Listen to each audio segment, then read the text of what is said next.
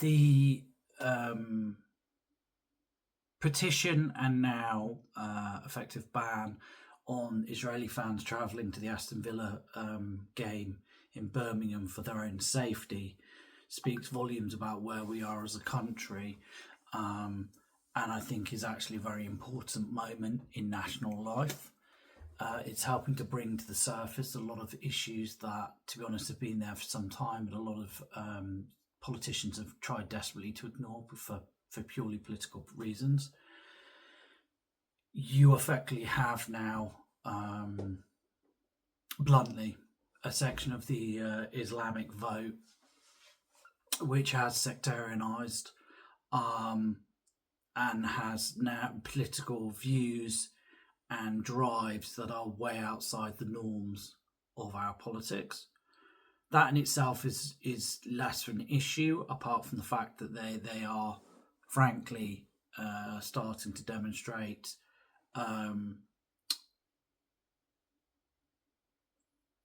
a drive towards something that I don't think most people in this country will or want to accept.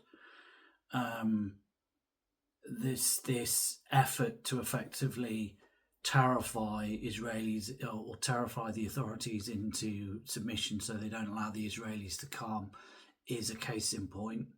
It's effectively a threat of violence, and it's not the first, and it's certainly not going to be the last. By a subsection within the community who very clearly think that they can get their way and historically have got their way because the political class and this broader state have basically rolled over for them. I think that moment, fortunately, is actually coming to an end. I mean, the response from all of the major political parties was heartening, at least. It was very clear this is unacceptable, etc., etc. And I think that it's, as I said, this will be one of those moments that people look back on and go, that was actually important. But also on top of that, I think that you're beginning to see is very clearly that I think there are smart people even on the left who are starting to realise that there's subsections within the Muslim population, probably a large subsection actually, that are incompatible with a left-wing coalition long term. They are, you simply cannot put these people into the same coalition as gays and women, for example, let alone people who are worried about the environment. They're just completely nowhere near. And so I think that's what happens next. You're going to see, there will be, if you look at the Greens, if you look at, your party, etc., etc., I think what's going to happen is all these parties are going to struggle to contain that coalition moving forward, and I think that effectively they won't contain that coalition moving forward. They will have to make a choice, and once they make that choice, their ability to pick up 15-20% probably declines precipitously down to 10%. I think from the other perspective, if you look at it from a right-wing perspective or everything else, there is now no ground that reform or the Tories can give to these communities on certain subjects, because it's now going to be completely and utterly intolerable for, the culturally British, to a certain extent, but also white majority in these party coalitions. So although it's, in my opinion, extremely repulsive, it's repugnant, it's un-British, and actually I find it very, very depressing. I think that this moment's actually really, really important for our politics. It's one of those moments where people kind of look over the edge and kind of go, oh, that's where we're going. I think the other thing it's going to raise is actually the policing across this country, which has been in steep decline in terms of quality and leadership and everything else going back for some time. To a certain extent, I can understand that. The police budgets have been effectively cut off, or at least were cut directly after the coalition been growing a little bit, but not substantially. Effectively, they're not given enough money to police, so they have made compromises with communities.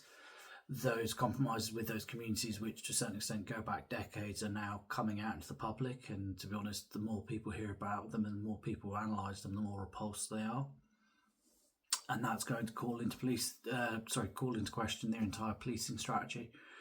I would actually also question whether or not you can have a local police force in these areas where very clearly there is such clanism, tribalism, sectarianism, because these groups tend to have extremely close, strong bonds with each other, and therefore have relatively weak bonds with the state and loyalty to the state, and therefore the larger nation, if any at all.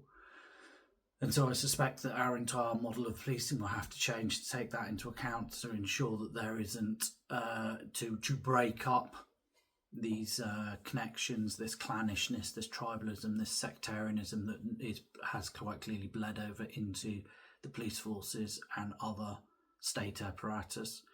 In this case, I'm not claiming, by the way, that Birmingham's police force is compromised like that, but you can also see the same things in places like Rotherham, Rochdale and everything else when it comes to the Pakistani grooming gangs. So I don't know. We will see. I woke up to this. I found it enraging, incredibly depressing. I had a very good conversation with someone privately on Twitter where we exchanged views. Those views were, I think we both agree that we're not at the moment heading for full-scale civil war, if ever.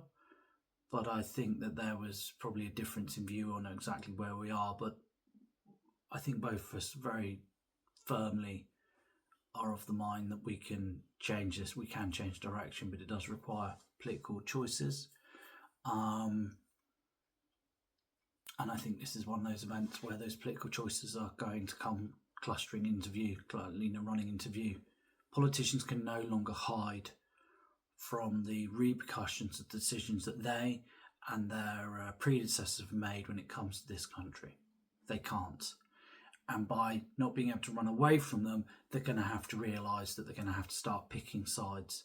And once you have to pick sides, that's not about race or religion or everything else. It's about culture. It's about being, turning around and saying what kind of country you want to have.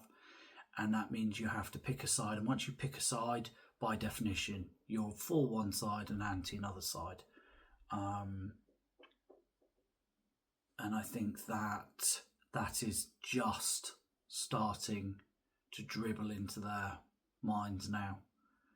It certainly is dribbling into the minds of many, many thousands of people who will be reading, watching and everything else, and have followed this and then plenty of other similar issues like it over the years and have become enraged by the lack of action. So we'll see.